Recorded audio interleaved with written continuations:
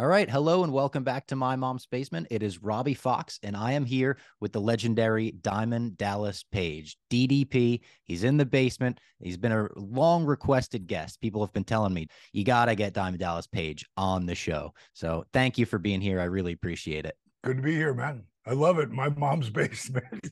Yeah.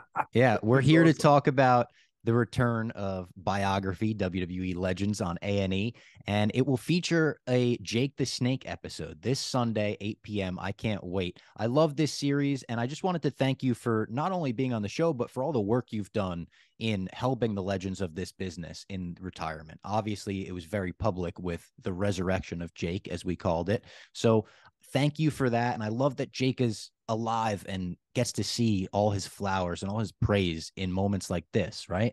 Oh, 100%. Like, you always say, cat's got 9 lives. If he had 9 lives, he'd be dead. He'd be gone. But Snake's got 13, and, that, he just been able to go through this ride and watch him, like, become the man that he is today. Like, just from his confidence to, I mean, he's in such demand, and he's back with Cheryl, which to me is like the greatest thing of all. Because you look back to the stuff that Cheryl did back with the Rick Rude angle back in the 80s, and that was electric. And for them two to be back together, this proves anything's possible. And I know you and Jake have a long running relationship. Can you bring me back to the start of that, the first time you met Jake the Snake Roberts? First time, well, let's take it to the beginning, because for me, I tried wrestling when I was 23. It didn't work out. And I got derailed in the bar business and never went back. And then WrestleMania happened. And I was so bummed that I didn't put that work in, because I knew I belonged. I should be there. And I stopped watching wrestling until 1986. That was 79 when I tried to wrestle. And so the 80s, WrestleMania took off. In 86, I was flipping the channels, and I just happened to stop at WWE and watch this guy walk through the curtain with a bag over his shoulder and a Fu Manchu. And, I'm watching him saunter to the ring, like with a level of swag and confidence, and like he compelled me to watch him. Okay, who is this guy? And then I watch his work in the ring, and I can't see through it.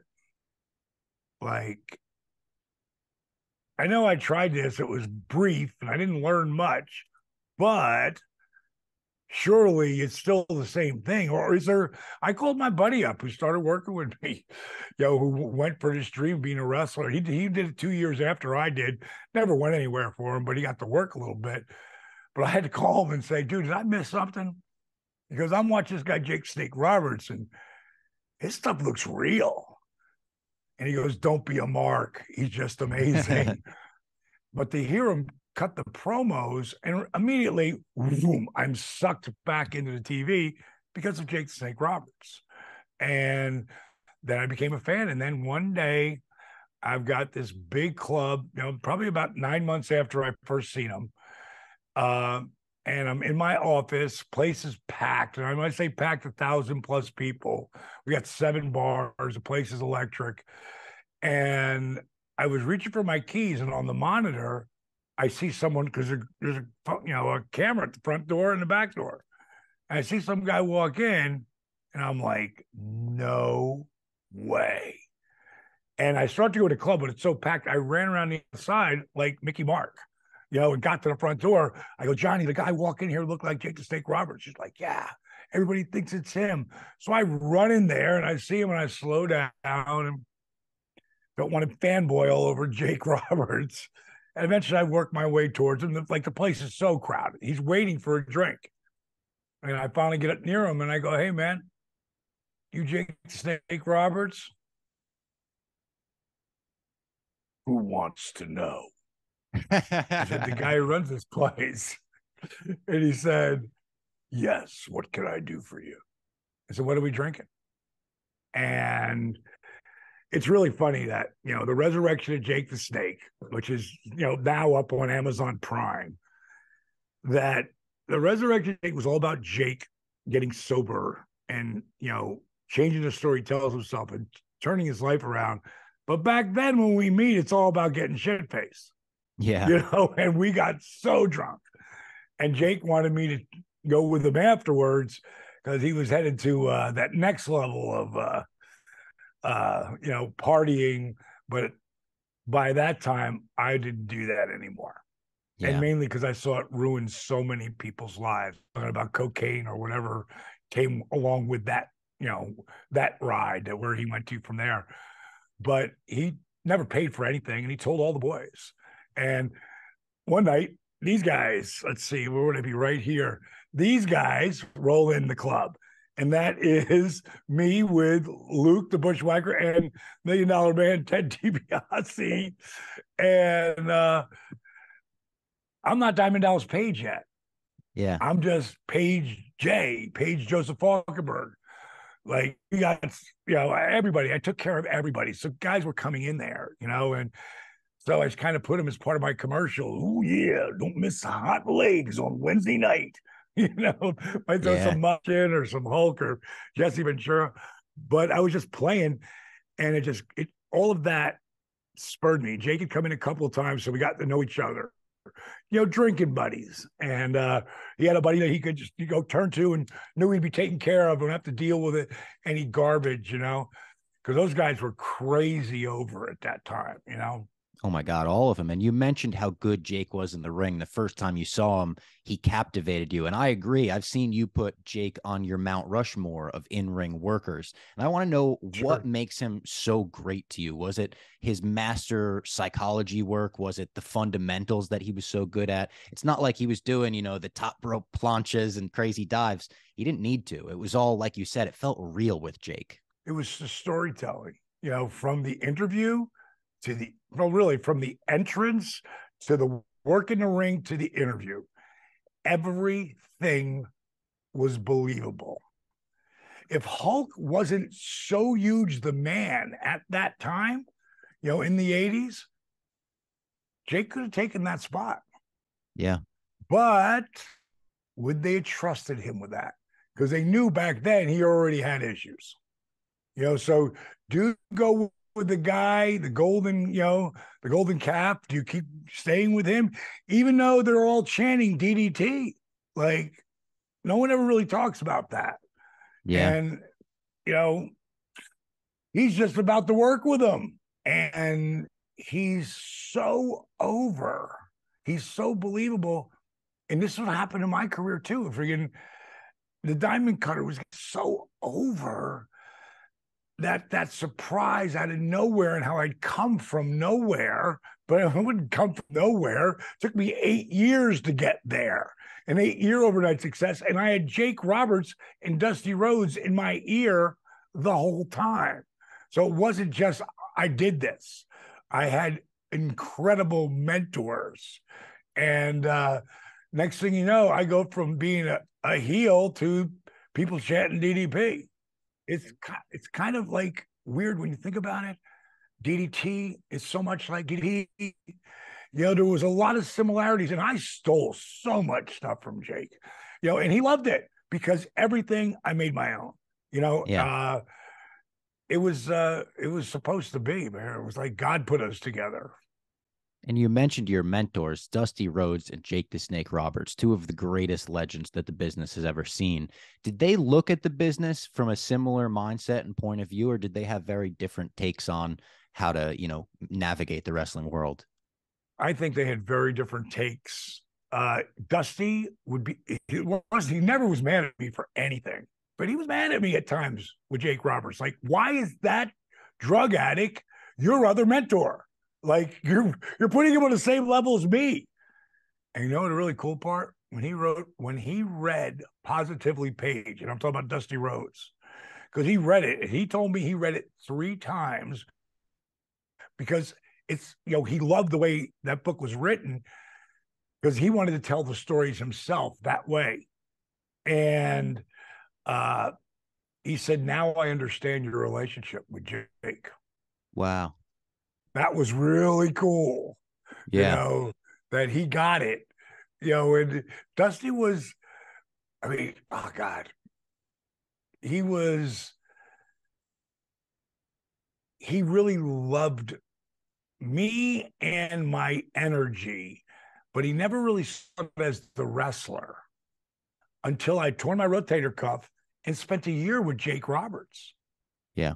Independently working and learning and watching tapes. And like he had said to me when I tore my rotator cuff, and he moved in my house for 3 months. I mean, Cheryl were on the outs at the time. And he had said to me, like, I said, I can't wait to get in the ring with you so you can teach me. And he said, you already know how to do all the moves. What you don't understand is the psychology.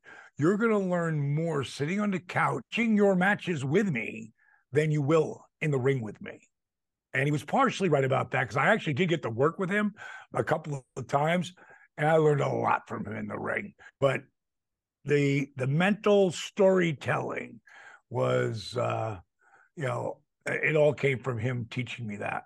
That's really awesome. And I actually just had Cody Rhodes on my show, and I know you two are very close as well. What has it been like for you to have Dusty as your mentor and then to watch Cody go on this journey, all the way up to the Royal Rumble recently, where I saw a picture of you guys backstage together? Is that so surreal for you? Not surreal. To me, it's about time. Yeah. I mean, one of the things that Cody, me, Dusty have is belief in oneself. And no one else has to believe it, just you. And we all have that. And that's a really unique, different thing. So when Cody left WWE, he was making stupid money. He wasn't a good spot. He's a mid-card guy. But guys made great money because they were drawing, Yeah. So for him to walk away from that, like with no real knowing where it's going to take him, you think you do, you think but you don't know. And him getting to get together with the Bucks and Kenny, that was all really huge. I mean, I was there for All In. He wanted me to come and walk him to the ring, with some of Dusty's close friends and his. I was both. And I got to remember, I was also there when this kid went 48. No, he told me his sophomore year, I was getting ready to work for New York, WWE, and I was going to get in the ring and just work off some ring rust. And he'd come out, and I always called him Young Buck back then. And I said, so Young Buck, when you start football practice? He's like, I'm not playing this year. I go, what? Dusty had me come twice to two different teams that he played on to talk to him because he could get Diamond Dallas Page to show up. And so I knew he loved football. He's like, nah, he goes, not this year. I'm going to be a sophomore. Not this year, but next year I'm going to win the state championship. I was like, really? I go, that's a bold statement. I say, you know what that's going to take? And he goes, yeah, work. Like he got that way back then. And when I was there, we went 48-0. I flew from LA to Atlanta. And the next year, I can't remember, it was 11th or 12th match, he lost. And I would call him. I'm living in LA. I'm like, hey, Young Buck, what's up, man? He's like, Dallas, I lost. And I said, thank God. And he went, what?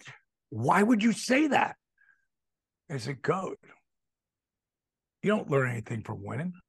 You learn from losing. You learn from falling down, making mistakes. I said, let me ask you, would you rather have been 44-0, met that guy in the quarterfinals of the states championships, and he beat you then? He's like, hell no. I go, exactly. I said, here's what that guy doesn't understand. He thinks he beat you. So he thinks he owns you, but he don't know you. What did you learn from that? And the biggest thing he learned that would be later, nobody wanted to get pinned by Cody Rhodes. So that they didn't go out there to win. They went out not to get pinned.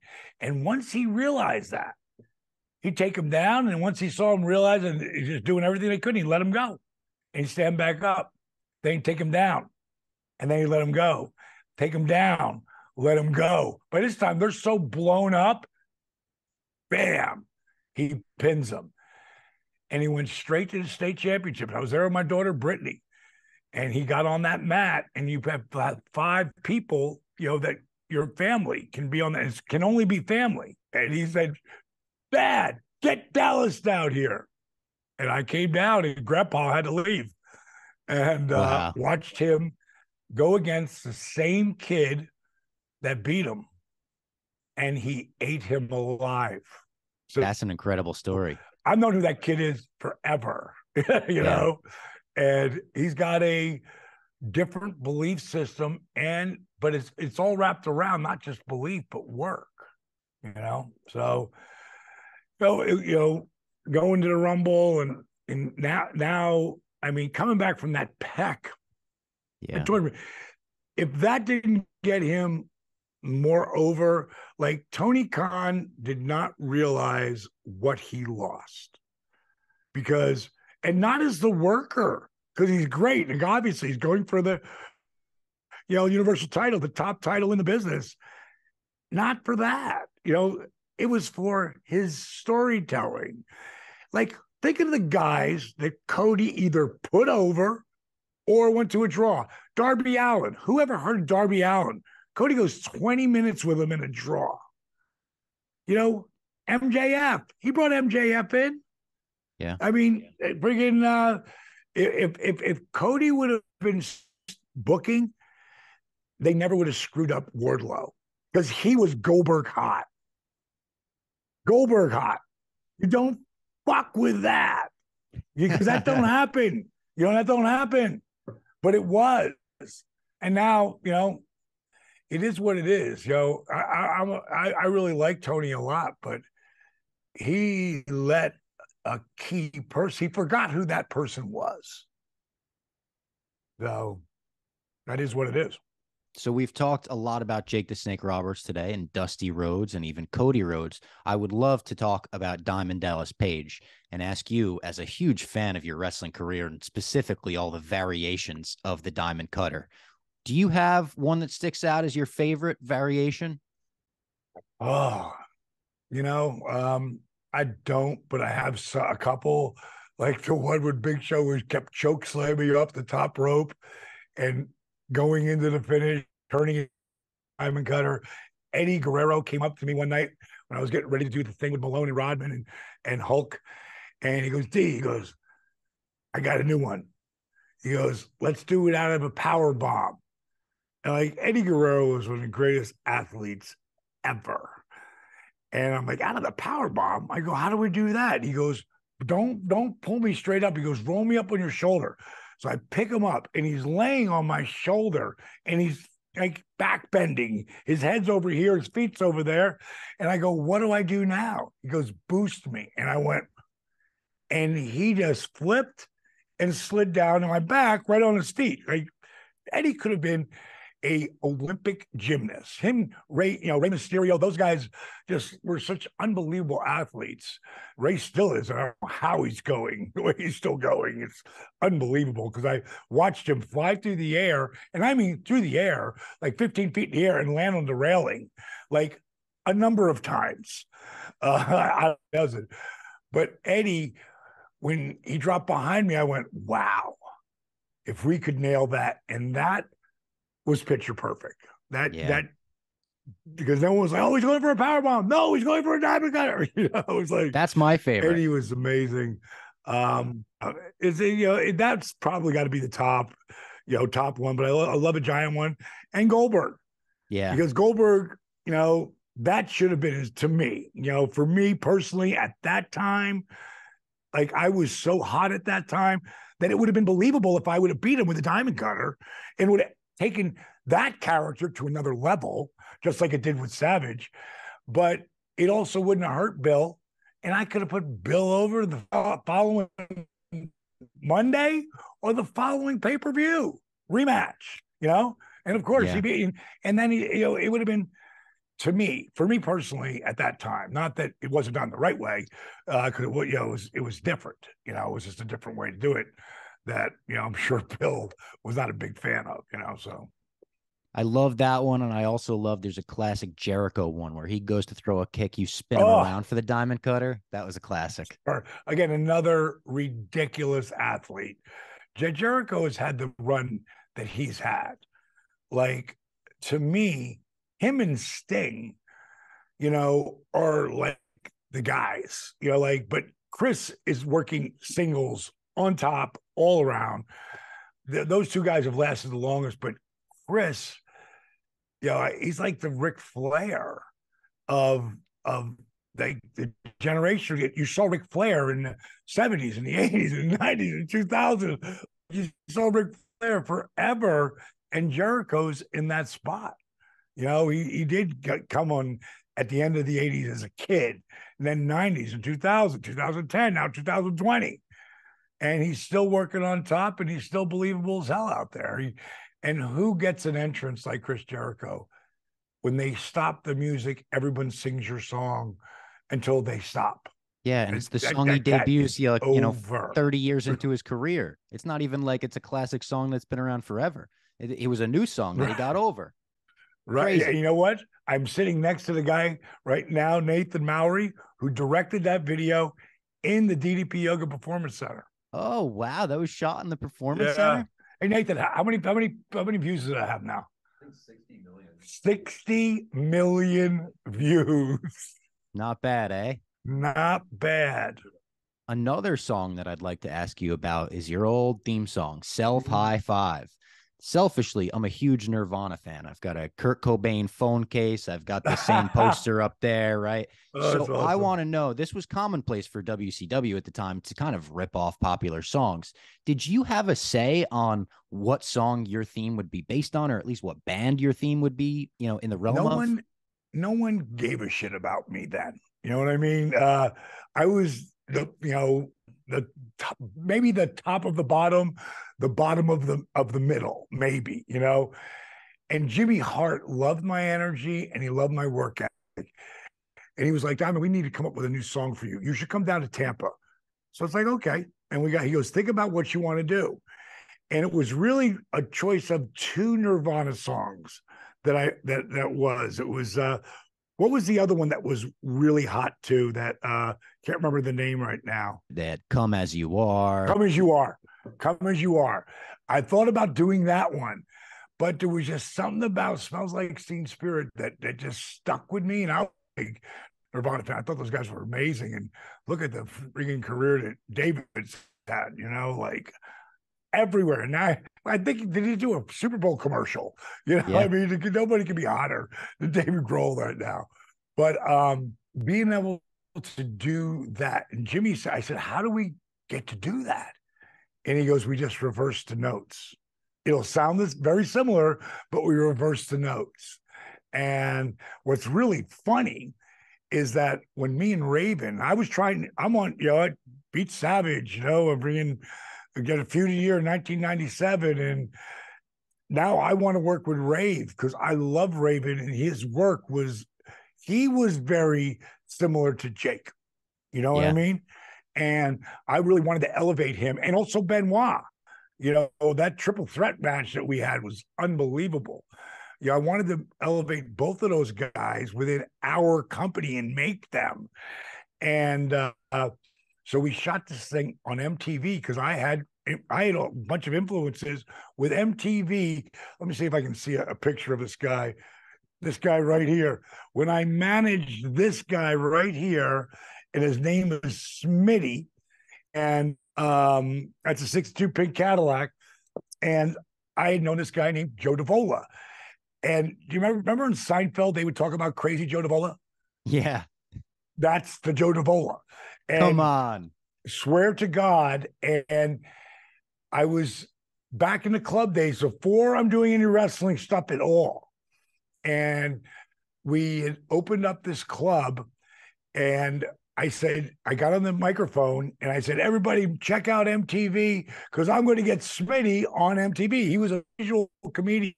He did the Curly Shuffle. It was a show called Putting on the Hits, and they would do lip sync to songs. The Michael Jackson guy, he looked like Curly from the Three Stooges. And I brought him to, I told everybody, watch MTV. You're going to see Smitty on MTV. And the night before we went out, he was dressed like Curly with a little hat and a bow tie and a white shirt. And everyone's like, oh my God, the guy from Putting on the Hits. So I realized, wow, a lot of people know who he is. Kids, because that was a kid's show, Putting on the Hits. So I paid the DJ $20 to play the Curly Shuffle when I saw cameras come out from MTV. They ran to him because all the kids ran to him, and he's singing along, lip syncing along because he's doing the yacht, yacht, yacht, yacht, and all the woo, spinning around and people going crazy.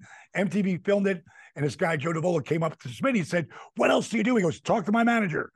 And long story short, friggin', I got Smitty all over MTV over the next 4 years, and I wanted to make him the MTV wrestler and maybe his manager. That's how it all started, of something in my brain that maybe I could make happen. And a guy named Doug Herzog, who was the president, would go on to be the CEO of Fox and everything. But Doug Herzog at the time was the president of MTV, and he said, "No, we're not. I like the idea, but it's not something we really want to be a part of."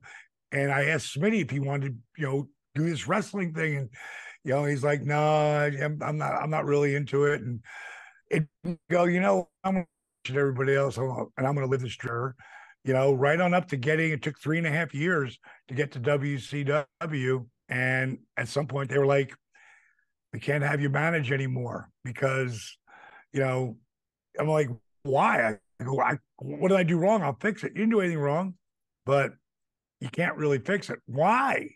"Because it's you." "What do you mean it's me?" "It's the hair, it's the clothes, it's the bling, it's the diamond dolls." It's like, no one wants to stop paying attention to the wrestler. And Scott Hall warned me about it, but I thought I knew everything at that time, and he was right. And they wouldn't let me manage anymore, but they did let me do color commentating, and I had 7 months left of my contract. I was 35 and a half. That's when I decided I'm going to be a wrestler. Michael P.S. Hayes fell down laughing in my face. And that was in 1991. In 1996, he called me after a match that Sting and I had and put me over huge. That's really awesome. All right. Well, thank you, Dallas, for doing the show today. I really appreciate the time, being able to pick your brain about these legends and about your own career as well. Obviously, the show that we were promoting today, the Jake the Snake biography special, will be on A&E on Sunday. It's going to be an awesome show. WWE Rivals right after that. So look out for it. Again, DDP, thank you so much. Hey, buddy. Pleasure, man. See ya.